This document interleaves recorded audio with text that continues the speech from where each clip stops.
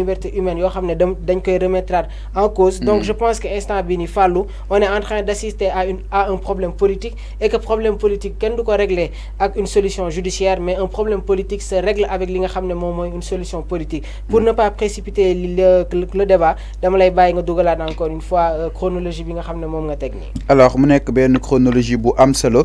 chers téléspectateurs, peut-être c'est quand même tout inchallah dinañ dem fa nga xam ne itam mooy zaanuk États-Unis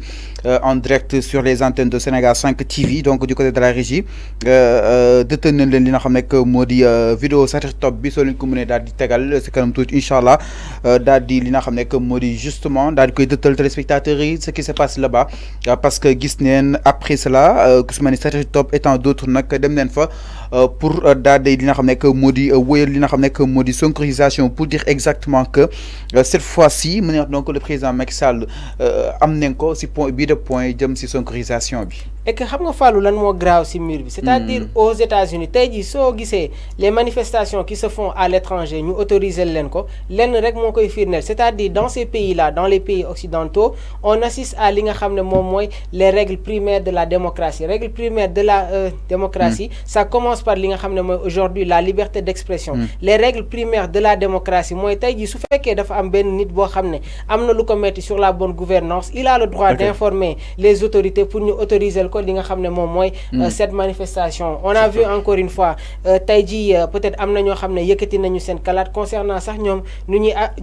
ñuy aviser les autorités, mais le constat qu'on fait mooy que tey jii su fekkee dañ ci yegg ci stade bi nii, c'est-à-dire Sénégal dafa am dañ toll ci moment boo xam ne dañ jóge ci benn contexte A dem ci contexte B, dañ nekk dans le champ politique, mais quand on parle de politique effectivement ni pouvoir amee noonu la opposition di amee, mais suñu déggaatee le cadre yi nga xam ne le président Sall yëkkati woon en disant que je vais réduire l'opposition à sa plus simple expression, daf ñuy génne ci benn cadre dugal ñu sur un cadre inapproprié. Je vais prendre l'exemple de la sonkorisation boo xam ne ça a débuté dans les stades. sooy xool tey ji peut-être loolu moo jël ampleur boo xam ne kenn yaakaarul woon ne que dina yegg ci à ce stade là. Léegi nag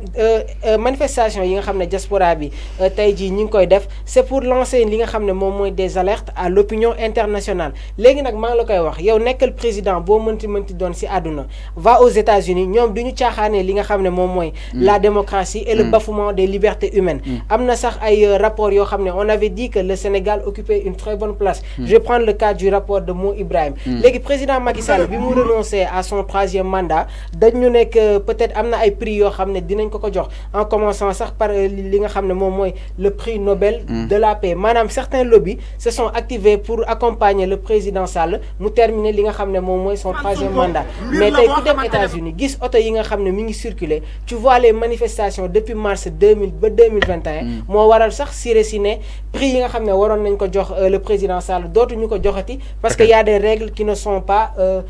appliquées à la lettre, c'est-à-dire lépp luy jëm sur les droits humains ak li nga xam ne moom mooy l'état de droit. Donc yooyu noonu yëpp dañ koy remettre en cause, c'est-à-dire les occidentaux ñoom ils ne badinent pas avec la sacralité de la vie. dundu doomu aadama ñoom duñ ko caaxaane. Regarde ce qui s'était passé avec waa jooju nga xam ne benn policier moom moo ko achevé woon jël jeune homme teg ko ci coup bi. Mais tu as vu les manifestations se sont succédées dans les stades, dans les manifestations, dans les grands événements au niveau international, pour te dire rek ñoom caaxaane ñu li nga xam ne moom mooy les libertés des droits humains. Donc je pense que actuellement c'est à l'État de prendre du recul, delloo si waat seen xel, xam ne que la politique dafa am foo xam ne fa lay yem et que suñ ko passé wee rek moom mooy indi problème yi nga xam ne moom la ñuy assister actuellement dans ce pays. Alors mu nekk lu am solo par rapport ak li nga xam ne que moo di le respect li nga xam ne que moo di ak yelleefu doomu aadama yi comme ni ko daal développé. Donc mi ngi noonu chers téléspectateurs loolu moo xew présentement fa nga xam ni itam mooy zone New York, parce que gis neen bay fi amee nag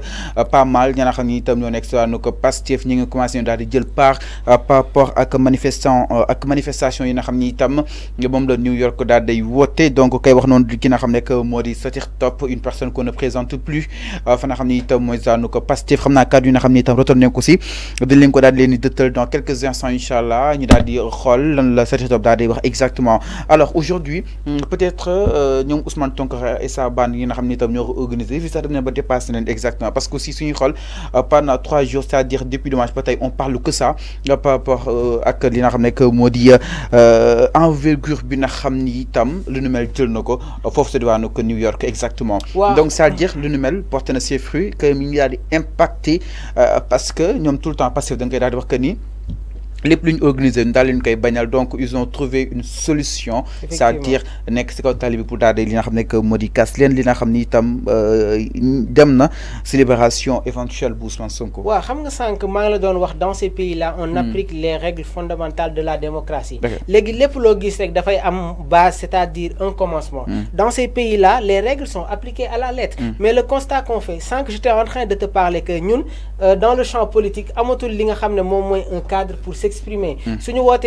Si on appelle à des manifestations, on les refuse. Tey jii opposition bi su wootewee à des rassemblements, on voit les arrêter. Ak peut-être que tey jii yenn décision yi nga xam ne nos autorités compétentes ñi ngi koy joxe. mooy waral dañu jóge sur un cadre dem dans un cadre inapproprié. Fan la commencé si match nawetaan yi fa la sonkorisation yi dooree. Après nag si lañ gis suñu autorités yi jël li nga xam ne moom mooy des mesures. Il y a des supporters qui ont été gazés à coups de grenades lacrymogènes. Mais bi ñu ñëwee ci match Sénégal bi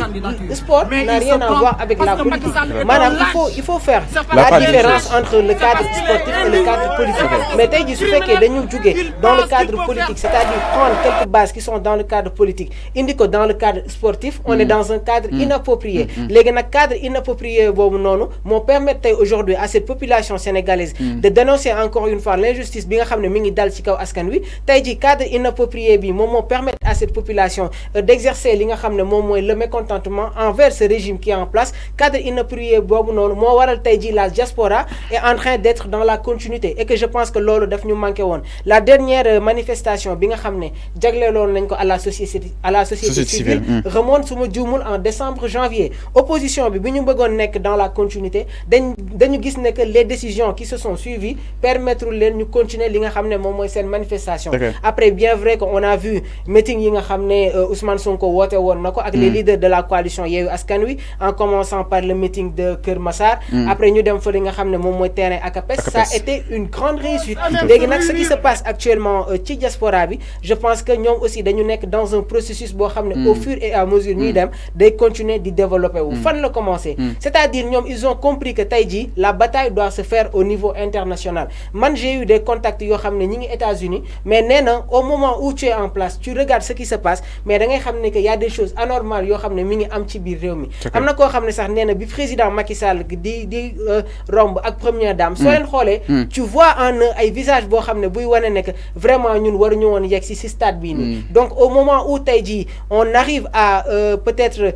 trouver ce qui se passe d'anormal dans ce pays, il faut revenir à la raison, essayer de comprendre les problèmes de la société et que maa la ko doon wax démb tey jii un nouveau pas vers la démocratie, un nouveau pas pour le développement de ce pays-là commence par la libération des détenus politiques. Ñi nga xam ne jàpp nañ leen ci langum politique mais ñu bàyyiwaat leen ñu delluwaat seen ay njaboot. Aujourd'hui un pas vers le développement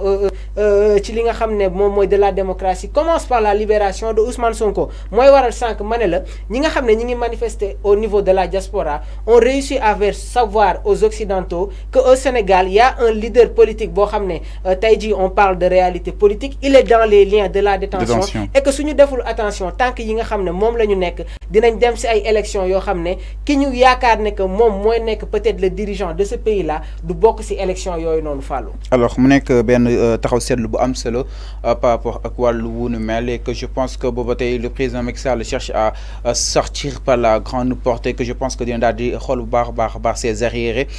parce que aussi comme si récit nu mu koy waxee rek peut-être pourquoi pas sax àdduna nu mu daal di tëradee Sonko dem bay bénéficier exactement si soutien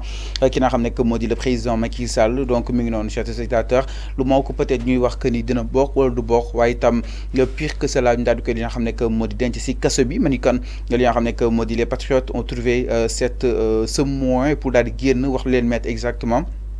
daal leen koy gànkal tout le temps par le préfet moo waral ñu daal di changer tout le temps li nga xam ne que moo di d'autres contournements voies de contournement dem si li nga xam ne que moo di sonkorisation bi mu daal di doonoon ay kaf le début parce que quelques-uns ñoo ko initié woon dem nag ba yëf yi daal day law tey jii nag situation yi nga xam ne itam ñu koy dund fa nga xam ne itam mooy zaanu que New York gis nañ ko donc kii wax noonu di ki nga xam ne que moo di Satiq Top. Alors aujourd'hui envergure bi mi gën a yaatu par rapport ak wàllu wunu mel alors peut-être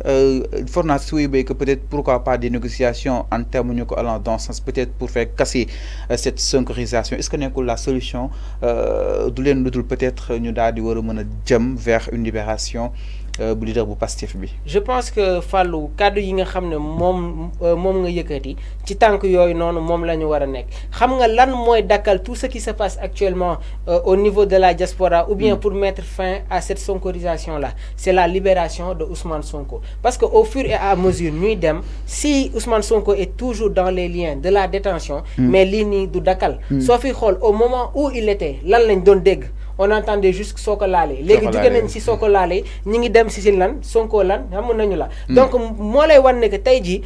ñi nga xam ne ils sont aux alentours de Ousmane Sonko à savoir ses partisans ak ñeneen dañu nekk sur une nouvelle forme de lutte on était en train de parler d'un moment donné ci li nga xam ne moom mooy les bracelets ba nee nañu sax ku ñu gis nga takk ko mun nañ la indil li nga xam ne moom mooy problème léegi nag maa ngi la koy wax dafa am ay institutions ak ay organes yoo xam ne duñu nangu wàññi li nga xam ne moom mooy seen crédibilité mais tey jii moo Ibrahim peut-être que man j'avais entendu des analystes politiques même Siré si neewoon na am na ay prix yoo xam ne waroon nañ ko jox le président Macky Sall mais le constat qu'on fait mooy à travers les images yi nga xam ne moom moo am États-Unis on a une réalité ci li nga xam ne moom mooy image africaine notamment ce qui se passe tey jii au Sénégal et que tey jii si on a une bonne vision approfondie mais c'est grâce aux manifestations yoo xam ne ñi ngi koy def à ce côté donc sànq loolu laa la wax les vidéos et les images yi nga xam ne ñu ngi koy propulser pour que même mais tu vois des Américains passer dañuy taxaw xool man de gis naa si sax ñoo xam ne bien sûr ils parlaient en anglais mais nee nañu attention lii si ban c'est dans quel pays au fait parce que Sénégal ñëpp dañ ko mësee woon xam ci li nga xam ne moom mooy la démocratie léegi nag en dehors de Juan Branco qui a saisi les juridictions internationales man yaakaar naa ne que sax bii nii c'est allé beaucoup plus rapide parce qu'on n'attendait pas encore une fois à ce que mu nekk benn manifestation boo xam ne toutes les occidentaux dinañ si bàyyi xel président Macky Sall dafa am loo xam ne dañ ko woo États-Unis loolu moom moo ko taxoon dem fenn mais tey jii moom su ko leeroon ne que accueil bii moom lay am foofu noonu est-ce que du delluwaat sax li nga xam ne moom mooy ginnaaw donc sànq maa ngi la ko doon wax les lobbies avaient organisé li nga xam ne ont été activés pour que yenn présidents yi ñuy recevoir li nga xam ne moom mooy certains prix léegi nag ñoom ils ont une logique très politicienne mais su fekkee tey jii yow ki nga bëgg a jox prix dëkkam on nous parle d'injustice dëkkam ñi ngi naan am na ay nit yoo xam ne ñàkk nañ ci seen bakken on remet en cause li nga xam ne moom mooy peut-être acte bi ñu waroon def allant à cet encontre la Fallou alors mu nekk lu am solo par rapport ak yenn si ay distinctions yi nga xam ni itam le Sénégal mu ngi koy daal di jot donc lii peut-être day koy remettre li nga xam ne que moo di en question alors donc je vous propose tout de suite ñu daal dem seetaani li nga xam ne que moo di kaddu yi nga xam ni itam moom la Cheikh Top tey yëkkati mu daal di ñëw fa nga xam ni itam mooy zone New York et pas mal de patriotes pour daal di ànd ak ñoom exactement alors son discours da nga koy daal di jëli dans quelques instants. Loolu également on a tenu à le dénoncer pour démontrer que loolu mbir la boo xamante ne mënu la continuer et enfin li nga xamante ne moom la ñuy def nii ici en ce moment à New York dans une terre démocratique tey jii nii lii ñuy def nii suñu ko defoon au pays au Sénégal ñun ñëpp gazé nañu jàpp nañu tëj nañu ci kaso yi. Il y a des interrogations yoo xamante ne ñëpp ñi nga xamante ne mooy les délégations officielles yi nekk ak Macky Sall il faudrait que ñi nga xamante ne tey jii nii gis nañ la présence des Sénégalais qui ont protesté qui ont manifesté un peu partout à New York qu'ils demandent à Macky Sall pourquoi ces Sénégalais protestent, pourquoi ces Sénégalais manifestent. On leur fera savoir que nous manifestons, nous protestons parce que dans notre pays, il n'y a pas de liberté d'expression. Parce que dans notre pays, on ne donne pas la possibilité de pouvoir poser les mêmes questions. Nous, like Macky Sall, Anna François Mancabou, Anna Didier Badji, Anna Fulbert Sambou, Nakala Nidewe, nous like Koko. Parce que la question que vous me posez, si vous posez au Sénégal, nous ne pouvons pas dire parce que Fadilou Kaïta, vous ne pouvez pas dire. Nous avons également au Sénégal, il y a des juges corrompus. Parmi ces juges, on les connaît, on les reconnaît. Et nous, Macky Sall, dans notre nguur gi, dinañ leen top. Muy le juge Maham Diallo, que ñëpp xam ko, et le juge Mamadou Seck du deuxième cabinet. Ces deux juges-là également, ce sont des juges corrompus. Wax ci li ma wax nag également, sachez-le, mooy li nga xamante ne moom la Bassirou Diomaye Faye wax ba ñu tëj ko ci prison. En d'autres, ils sont en prison. Bassirou Diomaye Faye depuis plus de 4 mois et Fadilou Keïta depuis plus de 9 mois. Mais pire encore, pensant qu'ils peuvent bâillonner Pastef, détruire Pastef, ils ont chargé davantage les dossiers de Bassirou Diomaye Faye et les dossiers de Fadilou Keïta parce qu'espèrent-ils, pensent-ils que Pastef n'aura pas de candidature. Mais ils se trompent parce que Macky Sall est un lâche. C'est parce qu'il est lâche, c'est parce qu'il est indigne, c'est parce que c'est un criminel qu'il pense qu'il peut faire ça, ce qu'il veut au Sénégal, et venir ici à New York, vivre en paix, se déplacer à New York et être accueilli par les Sénégalais. L'accueil qu'il mérite, l'accueil qu'il vient d'avoir et cet accueil-là. Cet accueil qui demande encore une fois de plus que Macky Sall ne vaut absolument plus rien de alors loolu moo nekkoon li nga xam ne que moo di la déclaration bu Setri Top donc Régis bàyyi leen mu daal di wéy noonu en même temps Sénégalais daal di xam exactement ce qui se passe fa nga xam ni itam mooy New York par rapport ak yenn si ay sujets yi nga xam ni itam soulevé nañ ko nu ngi ko déggandoo si li nga xam ne que moo di c'est-à-dire dem na sax ba ñëw exactement par rapport ak jonction bi nga xam ni itam amal nañ ko si dossier ki nga xam ne que moo di Bassirou Diomaye Faye waaye itam ñi daal di prétendre que ni dañoo bëgg li nga xam ne que moo di peut-être am plan B ñoom jàpp nañu ba tey Sonko mooy seen plan parce que sax dégg nañ que ni ñuy parrainel ki nga xam ne moo di Bassirou waaye itam Guy Marius Sagna war na nekk mën a nekk un probable plan B bu li nga xam ne moo di Pastef exactement alors aujourd'hui peut-être ñoom ñi ngi converger wu vers li nga xam ne moo di New York franchement mais est-ce que waruñoo war a mën a li nga xam ne moo di justement apaiser li nga xam ne moo di mairie vu que président Macky Sall au-delà de sa personne au-delà peut-être li nga xam ne itam opposition peut-être mu leen koy daal di teg ni je vais réduire l'opposition à sa plus simple expression mais quand même institution bi nga xam ni itam ku si nekkoon nag daal di war a mën a li nga xam ne que moo di respecter et que lii dina am ay répercussions par rapport ak suñu plan diplomatique dëkk yi. Au moment où la volonté manifeste de l'autre côté commence par la